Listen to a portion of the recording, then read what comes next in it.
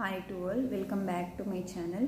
నేను ప్రీవియస్ వీడియోస్లో ఆది శంకరాచార్యులు గారు ప్రవేశపెట్టినటువంటి అద్వైత ఫిలాసఫీని అలాగే 3 మార్గాల గురించి చెప్పుకున్నాను.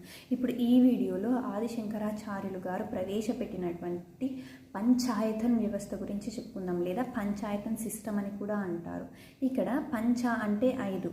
మన ఆది శంకరాచార్యులు గారు పంచాయతన్ వ్యవస్థ అంటే ఏం చెప్పారు అంటే, ఒకే దేవాలయంలో 5 గర్భగుడులలో 5 దేవతామూర్తుల విగ్రహాలను ప్రతిష్ఠింపజేసేదే పంచాయతన్ వ్యవస్థ లేదా పంచాయతన్ సిస్టమ్ అంటే అని ఆది శంకరాచార్యులు గారు చెప్పడం జరిగింది. అంటే శివుడిని, విష్ణుమూర్తిని, పార్వతీదేవిని, గణపతి దేవుడిని, ఆదిత్యుడిని అంటే సూర్య భగవానుడి ఈ 5 విగ్రహాలను ప్రతిష్ఠింపజేసేదే, అదే ఒకే దేవాలయంలో ప్రతిష్ఠింపజేసేదే పంచాయతన్ వ్యవస్థ. అంటే మనకి బిట్ అడిగేటువంటి అవకాశం ఉంది. ఏమిటి అంటే, పంచాయతన్ వ్యవస్థను ప్రవేశపెట్టింది ఎవరు అంటే ఆది శంకరాచార్యులు గారు.